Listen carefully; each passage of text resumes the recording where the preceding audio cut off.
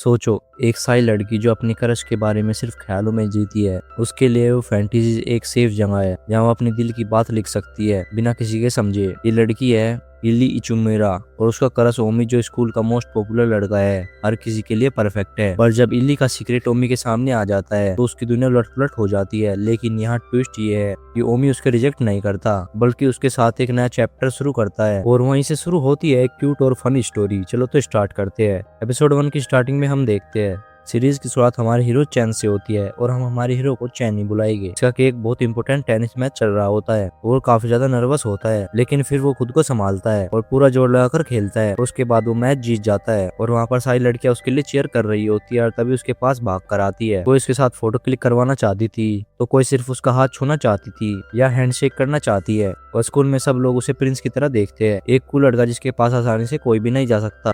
उसकी पर्सनैलिटी ऐसी है कि बाकी लड़के उससे जलते हैं। और इसी भीड़ में एक ऐसी लड़की है जो कि चैन को दूर से देखती रहती है और जब वो उसे खेलते हुए देखती है या फिर सड़क पर चलते हुए भी तो उसका दिल तेज धड़कने लगता है। और आपको बताने की जरूरत नहीं है कि वो लड़की कौन है, वो है लूलू। और हम मेन फीमेल लीड को लूलू बुलाएंगे। वो थोड़ी बदनसीब हीरोइन की हमेशा परछाइयों में जीती है। उसने कभी भी चैन के पास जाने का सोचा भी नहीं क्योंकि इसमें बिल्कुल भी कॉन्फिडेंस नहीं है और उसे हमेशा से लगता है कि वो उसके लेवल की नहीं है। वो अपने प्यार का इजहार करने से डरती है क्योंकि उसे लगता है कि चैन उसे मना कर देगा, उसकी इज्जत स्कूल के फ्लोर पर गिरा देगा और फिर सब उसका मजाक उड़ाएंगे और कि उसने सबसे पॉपुलर लड़के को स्कूल में प्रपोज किया। लेकिन इतने डर के बाद भी वो चैन से नहीं बैठती, इसलिए वो एक फेसबुक अकाउंट बनाती है पर वो अपनी सारी फैंटेसीज लिखती है। वो उन पलों के बारे में लिखती है जो कि चाहती है कि जो सच में हो, वो सीन्स के बारे में जो कि वो चैन के साथ जीना चाहती है। हर पोस्ट लिखने के बाद उसे लगता है जैसे वो अपने सपने के थोड़े और करीब आती है, चाहे सिर्फ वो अपने इमेजिनेशन में ही सही वो सपना देखती रहती है। एक दिन ये फैंटेसी सच्ची कहानी बन जाएगी, लेकिन अफसोस अच्छी चीजें ज्यादा देर तक नहीं चलती। चाहे लूलू कितनी भी कोशिश करे चैन के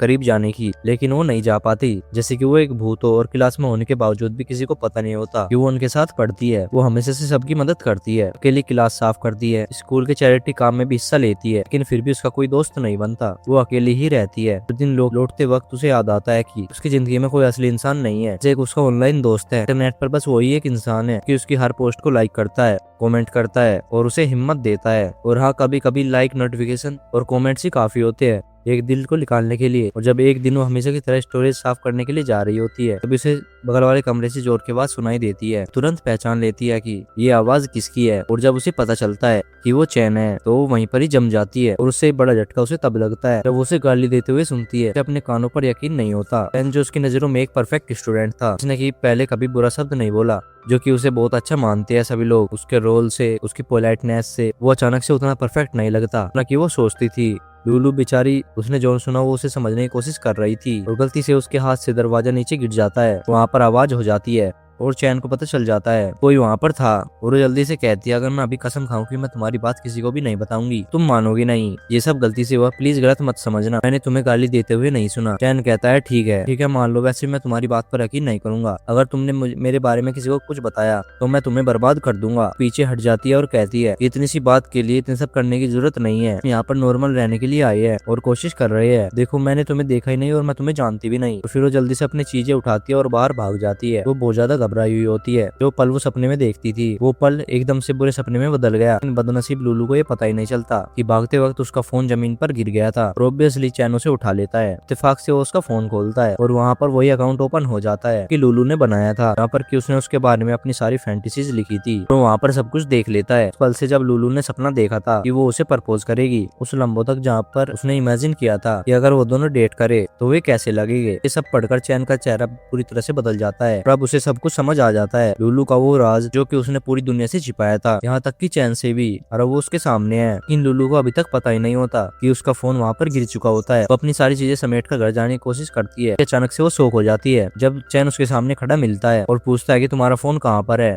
उसी टाइम वो परेशान हो जाती है कि उसे पता चल जाता है कि उसका फोन खो गया है, वो फोन उसे मिल नहीं रहा। और फिर चैन अपनी जेब से उसका फोन निकालता और उसे दिखाता है और कहता है कि वैसे मैंने सब कुछ देख लिया है। और वो पूछता है कि अब मुझे बताओ कि ये कहानी क्या है, हम रिलेशनशिप पे है या फिर क्या लिखा है तुमने। लू घबरा कर कहती है, नहीं मुझे तो यही चाहिए था, ये फोन खो जाता तुम्हें कभी ना मिलता और अंदर क्या है वो तुम कभी नहीं देखते। उसका पूरा चेहरा लाल हो जाता है, उसे समझ नहीं आता कि क्या बोले। वो कहती है, अच्छा तो अब तुम सब कुछ जानते हो तो बताओ तुम क्या चाहते हो, मैं क्या करूं, जो तुमने देखा प्लीज उसे हमारे बीच में ही रहने दो। वो थोड़ा हंसते हुए कहता है कि मैं तुम्हारे साथ मजाक कर रहा हूँ, मुझे तो शर्म आती है कि किसी को पता चले कि हम दोनों साथ में हैं। और लुलू कहती है कि तुम अपनी लिमिट क्रॉस कर रही हो। मैं चुप थी तो तुम कुछ भी बोलोगी क्या तुम्हें लगता है कि तुम मुझसे बेहतर हो? चलो तो सिंपल रहने की कोशिश करते हैं। तुम्हारा सीक्रेट रखूंगी, तुम गाली देते हो। उतने परफेक्ट नहीं हो जितने की सब सोचते हैं कि तुम थोड़ा दिखावा करने वाले हो। और तुम मेरा सीक्रेट रखना कि मैं तुम्हारे बारे में फैंटेसीज लिखती हूँ, जो वो उसे बस गलत फैमिली समझ लो कि कभी हुई नहीं। चैन कहता है तो तुम मेरे पास आकर आवाज उठाओगी, मुझे गाली दोगी, फिर कहोगी कुछ भी नहीं हुआ। ठीक है, डील।